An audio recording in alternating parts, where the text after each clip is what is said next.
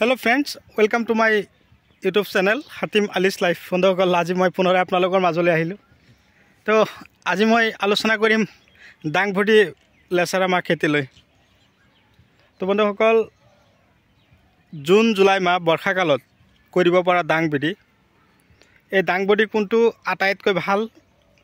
মোটামুটি কথা হ'ল জুন জুলাই মাহত বিকিব পৰা এটা আৰু লগাব পৰা এটা এই কথাখিনি কিন্তু মই ভিডিঅ'ত কৈ থাকোঁ তথাপি বহুতে কমেণ্ট কৰি থাকে যে দাদা আপুনি দেখোন ভিডিঅ'ৰ মাজত ক'লে এইটো লগাব পাৰিব গুটি লৈ আহিলোঁ এনেকুৱা ধৰণৰ নানান সমস্যাৰ মাজত আমি পৰিছোঁ কিন্তু এটা কথা হ'ল জুন জুলাইত বিকিব পৰা এটা আৰু লগাব পৰা এটা এইটো জুন জুলাইত যদি আপোনালোকে লগাম বুলি ভাবিছে তেনেহ'লে গ্ৰীণ থাণ্ডাৰ এইটো লগাব আৰু যদি বিকিবলৈ আৰম্ভ কৰিছে তেনেহ'লে বন্ধন আছে মেৰি গ্ৰীণ কিন্তু বৰ্তমান যেটো সিজন এতে লগাবলৈ হলে গ্ৰীণ থাণ্ডাৰ এটো আপুনি বীজ সংগ্ৰহ কৰিব বজাৰৰ পৰা ক্ৰয় কৰিব বা দোকানৰ পৰা সংগ্ৰহ কৰি তাৰ পিছত লগাবৰ কাৰণে প্ৰস্তুতি ল'ব তো দেৰি নকৰো আলোচনা কৰা যাক তো এই খেতি কৰিবলৈ হলে ওখ মাটি লাগিব এঢলীয়া মাটি যাতে পানী জমা নহয় তেনেকুৱা ধৰণৰ মাটিত আপোনালোকে এই গ্ৰীণ থাণ্ডাৰ এটো লগাব আৰু পুৰা দমে বৰখনৰ মাজতো ই কিন্তু গছ মৰি নাযায় ইয়াৰ কাৰণে মই কিন্তু আপোনালোকক কৈছোঁ 100% ৰিজাল্ট আপোনালোকে পাব মই নিজেও লগাইছোঁ তো গছ কিন্তু চাং পাইছে গৈ এতিয়া এটা কথা কওঁ লেচাৰা মাহ বা ডাংবডি খেতি যে কৰিব অলপ কেইদিনৰ ভিতৰত কিন্তু গছ গৈ চাং পাই গৈ তো অলপ কেইদিনৰ ভিতৰত আপোনালোকৰ খেতিত গছত ফলন লাগিব সেইকাৰণে মই আপোনালোকক কৈছোঁ এই খেতি কৰিবলৈ হ'লে আগতীয়াকৈ গোবৰ সাৰ দানা ঔষধ এইবিলাক ৰেডি ৰাখিব লাগিব যে মই 15 দিন পিছত এই দানাটো দিম 15 দিন পিছত মই অকমান গোবৰ হিচিম ব্ৰইলাৰ গু হিচিম ছাগলীৰ গু হিচিম গাহৰি গু হিচিম নহয় তেনেকুৱা নহয় আমি যদি এনেকুৱা ধৰণৰ খেতি কৰিব যাওঁ নহয় তেনেহ'লে আমি এডভান্স ৰেডি হৈ থাকিব লাগিব যদি আমি লেচাৰা মাহ ডাংবডি খেতি কৰোঁ তেনেহ'লে আমি ৰেডি হৈ থাকিব লাগিব কিহৰ কাৰণে যাতে আমি খেতিক আগতীয়াকৈ খাদ্যৰ যোগান ধৰিব পাৰোঁ গছৰ যাতে কোনো ধৰণৰ অভাৱ নাথাকে অভাৱ আগতীয়াকৈ আমি দূৰ কৰি দিব লাগিব তো বন্ধুসকল আপোনালোকৰ খবৰ কেনে আছে আৰু আপোনালোকৰ ফালে ৰ'দ কেনেকুৱা হৈ আছে আমাৰ ইফালেতো পুৰা দমে ৰ'দ হৈ আছে একদম ৰ'দৰ কাৰণেতো একদম পুৰা ওলাব পৰা নাই গছৰ ছাত বহি থাকিব লগা হয় গোটেই দিনভৰ কামত ব্যস্ত থাকিব লাগে তথাপি চাওক ৰ'দৰ মাজতে ইফাল সিফাল কৰিব লগা হৈছে যাব লগা হয় আজিকালি ধৰক খেতি বাতি পেলাই থৈ কেৱল যে আমি বহি আড্ডা মাৰি থাকিম হেওতো নহয় আমি খেতি কৰিবই লাগিব তো মই আপোনালোকক ভাল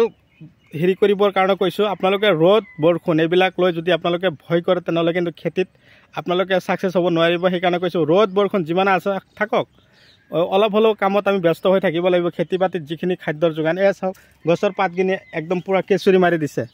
চাইছে না পাতৰ অৱস্থা এনেকুৱা ধৰণৰ হৈ যায় কিয় আমাৰ নিজৰ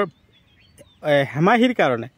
খেতিত সময়মতে আমি ঔষধ নেদাওঁ সময়মতে আমি গছৰ শিপাৰ দানা নেদাওঁ সময়মতে আমি খেতিৰ যতন নলওঁ ৰাসায়নিক সাৰৰ যোগান নধৰোঁ সেইকাৰণে আমাৰ গছবিলাকৰ এনেকুৱা হৈ যায় চাওক গছবিলাক ইমান ডাঙৰ হৈ গৈছে গছত এতিয়ালৈকে ভালদৰে ফলে অহা নাই তো মই আপোনালোকক কৈছোঁ আপোনালোকে যদি এনেকুৱা ধৰণৰ খেতি কৰাৰ কাৰণে ইচ্ছুক তেনেহ'লে আপোনালোকে কি কৰিব লাগিব আগতীয়াকৈ এই যোগান ধৰিব লাগিব বিঘাই প্ৰতি আপোনালোকে 1 পৰা 1.5 কেজিকৈ গোবৰ সাৰ দি দিব 5 কিলোমান চূণ সিঁচিব চূণ নাপালে লিকুইড দিব 10 কিলো DAP দিব 10 কিলো ইউৰিয়া দিব তাৰপিছতে আপোনালোকে কি কৰিব লাগিব ধুনীয়াকৈ খেতিত হাল মাৰি ময়াই ধুলিময় কৰি তাৰপিছত লগাব লাগিব লগোৱাৰ পদ্ধতি কিন্তু গ্ৰীণ থাণ্ডাৰ যেটো আছে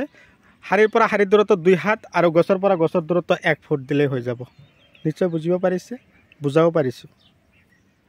তো যদি মোৰ চেনেলৰ এতিয়াও নতুন ভিউয়াৰ্ছ হিচাপে আছে তেনেহ'লে মোৰ চেনেলটো সাবস্ক্ৰাইব কৰি দিয়ক আৰু কাষত থকা বেল ঘণ্টিটো লাহেকৈ বজাই দিয়ক যাতে এনেকুৱা ধৰণৰ উন্নত ৰাসায়নিক জৈৱিক আৰু বৈজ্ঞানিক পদ্ধতিৰে কৰা খেতিৰ ভিডিঅ' অলৰেডি আপোনালোকে পাই থাকে তো বন্ধুসকল যিমান পাৰে মোৰ ভিডিঅ'টো শ্বেয়াৰ কৰি দিব আপোনালোকৰ এটা শ্বেয়াৰৰ কাৰণত চাওক আমি বহুতখিনি আগুৱাব পাৰিছোঁ কেৱল আপোনালোকে মোৰ এটা ছাবস্ক্ৰাইবাৰ নহয় আপোনালোকে মোৰ যেনেকুৱা ফেমিলিৰ এজন মেম্বাৰ তেনেকুৱা আপোনালোকেও আছে কিন্তু আপোনালোকৰ দানা ঔষধ কি লাগে আপোনালোকে কেৱল মোক ফোন মাৰিব ডিছক্ৰিপশ্যন থাম্বনেল এইবিলাকত নাম্বাৰ লগাই থৈছোঁ কেৱল আপোনালোকে নাম্বাৰ তাৰ পৰা সংগ্ৰহ কৰিব আৰু ফোন মাৰিব আপোনালোকে যেতিয়াই ফোন মাৰিব তেতিয়াই আপোনালোকে মোক পাব তো দেৰি নকৰিব সময় বৰ্ষাকালত কিন্তু দাংবডিৰ দাম বহুত ভাল থাকে সেইকাৰণে মই আপোনালোকক কৈ আছোঁ আপোনালোকে যদি খেতি কৰিব যদি আগতীয়াকৈ কৰক এই চাওক এইটো দাংবডি কিন্তু দীঘল বহুত হ'ব 1 পৰা 1.5 হাত দীঘল দেখাত ভাল বজাৰত কিন্তু চাহিদা বহুত ভাল তো আমাৰ ইফালে বালুগাঁও বেছিমাৰী যিটো মাৰ্কেট এইবিলাক মাৰ্কেটত লৈ যোৱাৰ লগে লগে এতিয়া যিবিলাক আপোনালোকে এতিয়া গুটি দিব এইবিলাক যেতিয়া লাগিব নহয় একদম পুৰা দমে বৰষুণ যেতিয়া পৰিয়ে থাকিব হঙনাই তেতিয়া কিন্তু আহি যাব তেতিয়া 70 টকা 65 টকা কিলো আমি বিকিব পাৰিম মাৰ্কেটতে আৰু যিবিলাক সৰু সৰু বজাৰ আছে এইবিলাকতো 100 টকাত খাব লাগিব নহয় সেইকাৰণে কৈছোঁ আপোনালোকে মাটি পেলাই নথব মাটিত অকমান গোবৰ সাৰ দিয়ক দিয়াৰ পিছত আপোনালোকে লগাবলৈ আৰম্ভ কৰক ভিডিঅ' চাই কেনে লাগে কমেণ্ট নকৰে কিয় যদি ভাল লাগে আপোনালোকৰ মূল্যৱান আঙুলি এটা লাইক দি দিব বহুত আনন্দিত হ'ম মই আৰু এটা কথা কৈছোঁ এতিয়া দানা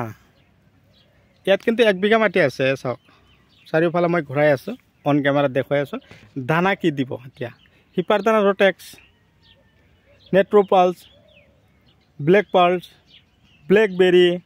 এইবিলাক উন্নত ধৰণৰ আৰু যদি গছৰ পিকআপ একদম পুৰা আনিব খুজিছে নহয় তেনেহ'লে ফলন বেছিকৈ আশা কৰিছে তেনেহ'লে পিকআপ দানা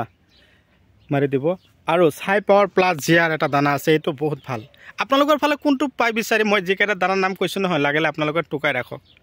আপোনালোকে কেৱল যিটো পাব সেইটো আপোনালোকে কিনি আপোনালোকে ইউৰিয়া সাৰ DAP সাৰৰ লগত মিক্স কৰি খেতি থিচি দিলেই হ'ল কেৱল যে দাংবডি কৰিব নহয় সেইটো নকৰিব দাংবডিৰ লগতে পানীলাও দিব পাৰিব ভোল দিব পাৰিব এইবিলাক মিক্স আপ কৰিব অকল এটা খেতি নকৰিব মাজত আৰু এটা দিব কাৰণে প্ৰস্তুতি ল'ব এনেকুৱা ধৰণৰ কৰিলে কি হয় জানো ভাল এটা প্ৰফিট আহে এতিয়া ধৰক দাংবডি 1 পৰা 2 মাহ বিকাৰ লগে লগে তাৰ মানে কি হ'ব জানে এই দাংবডিৰ গছবিলাক যেতিয়া মৰি যাব তেতিয়া লাহেকৈ কাটি চাফা কৰিব চাব ইফালে লাও গছ গৈ চাং পাইছে গৈ বুজি পালে বিশ্বাস নহয় দেখুৱাই দিছোঁ এই চাওক এয়া পানীলাও গছ মাজে মাজে তাৰমানে খুটাই লগাই দিছে সেইকাৰণে আপোনালোকক কৈছোঁ একেলগে দুটা খেতি কৰিব আৰু উৰণীয়া পোকৰ কাৰণে ৰিলিক দিব দাহাতে স্প্ৰে কৰিব তেনেহ'লে এনেকুৱা কেঁচুৰি নাথাকিব যদি নাপায় মোক ফোন মাৰিব মই আপোনালোকক যোগান ধৰিম মই কিন্তু সপ্তাহত 5 দিন 6 দিনকৈ পঠিয়াই আছোঁ এইবিলাক পঠিয়াৰ ভিডিঅ' আৰু কিমান দিম এইবিলাক দিওঁতে একদম পুৰা বৰিং হৈ গৈছোঁ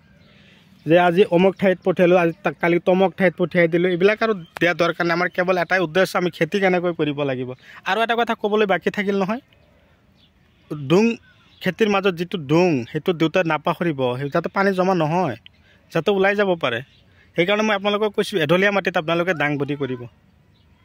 তো মই বিশেষ আলোচনা নকৰোঁ যিখিনি কৰিছোঁ এইখিনি আপোনালোকে ভালদৰে মনোযোগী হওক খেতি কৰক সফল হওক তাৰে কামনা লৈ আজি মই আপোনালোকৰ মাজৰ পৰা বিদায় লৈছোঁ পৰৱৰ্তী ভিডিঅ'ত লগ পোৱাৰ আশাৰে ধন্যবাদ।